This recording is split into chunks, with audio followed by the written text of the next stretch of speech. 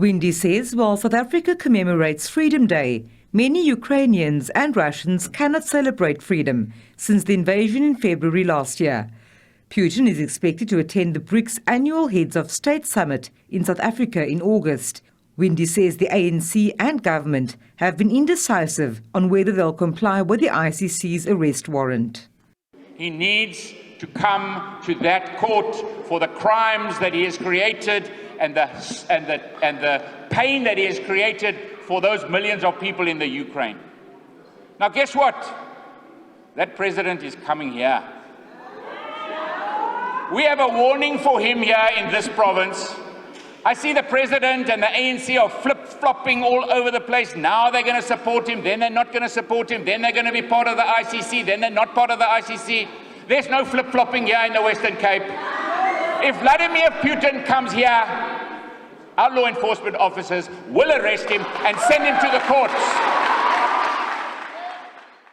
The DA has used the province's Law Enforcement Advancement Program, or LEAP, as a prime example of what it says is the party's efforts to ensure safer communities.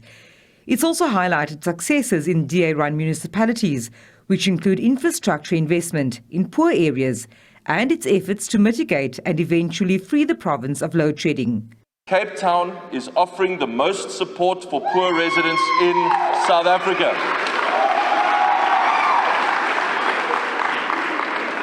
The most free water, the most free electricity.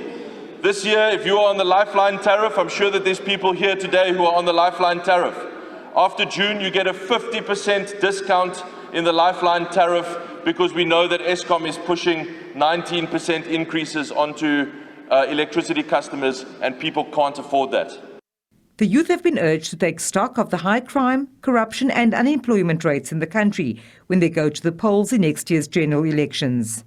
Students are still getting excluded from institutions of higher learning.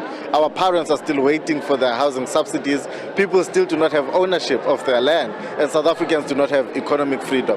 And the message today is very simple.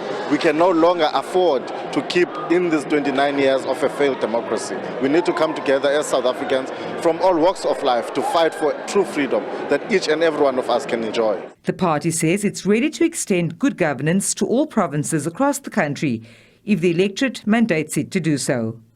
Vanessa Puna, SABC News, Nyanga on the Cape Flats.